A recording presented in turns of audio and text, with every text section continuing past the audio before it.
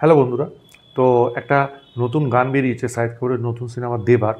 মানে দেখুন, শাহিদ কাপুর একটা খুবই আন্ডাররেটেড কিন্তু সুপারস্টার বলিউডে।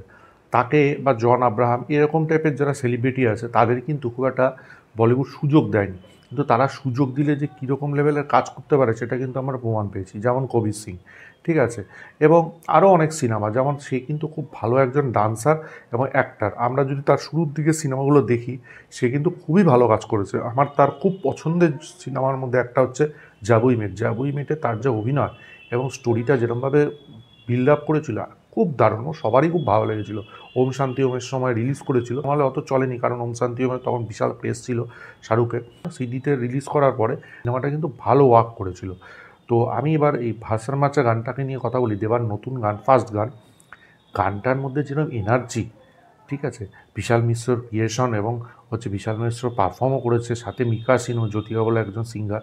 মিকা সিংয়ের যে ভয়েস এবং বিশাল মিশ্রর যে কাজ, মানে দারুণ। গানটার কি মানে লেভেল এবং কি এনার্জি টাইপ, এবং এরকম টাইপের গান তো বলিউডে বহুদিন হয়নি, বহুদিন। এবং সেই রকম টাইপের একটা গান, সেরকম একটা প্রোডাকশন, এবং সেখানে শাহিদ কাপুরের কি পারফরমেন্স, মানে আমি পুরো মানে ছিটকে গেছি পারফরমেন্স দিয়ে। কী লেভেল শাহিদ কাপুরের, মানে মুখের এক্সপ্রেশন, তারপরে ডান্সে তো দারুণ একজনের বলছিলামই ডান্সার, সেই ডান্স, ঠিক আছে, এবং সেই যে স্টেপসগুলো দিচ্ছে, এবং সে মানে এই সিনেমাটা মানে সত্যিই একটা হাইপ রয়েছে কিন্তু সিনেমাটার।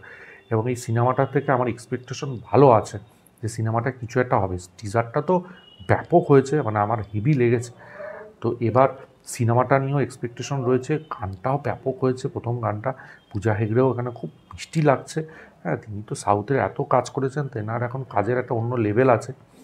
এবং তার যে স্টেপস, হ্যাঁ, শাহিদ কাপুরের যে স্টেপস এবং মুখের এক্সপ্রেশন লাস্টের দিকে, মানে ওটা মারাত্মক, মারাত্মক। এবং আমি মনে করি যে এরকম টাইপের যারা স্টার রয়েছেন বলিউডে, তাদের আরও সুযোগ পাওয়া উচিত, তাদের আরও কাজ করা উচিত, যে জন্য কিন্তু মানে বা বলিউড আরও সমৃদ্ধ হবে, এটা কিন্তু আমার মনে হয়। এবং এই যে এরকম ধরনের কাজ, ঠিক আছে, এরকম ধরনের পারফরমেন্স, সেটা কিন্তু বলিউড অনেক দিন পায়নি, এটা আমি বলতে পারি।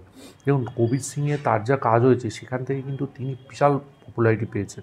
তারপরে কিন্তু সেরকম ধরনের কাজ আমি তাকে দেখতে পারিনি। আগের বছর কিন্তু তার একটা সিনেমা খুব ভালো গেছে, 100 কোটি প্লাস করেছে, সেটা কিন্তু খুব ভালো, তেরি বাতোঁ মে উলঝা জিয়া।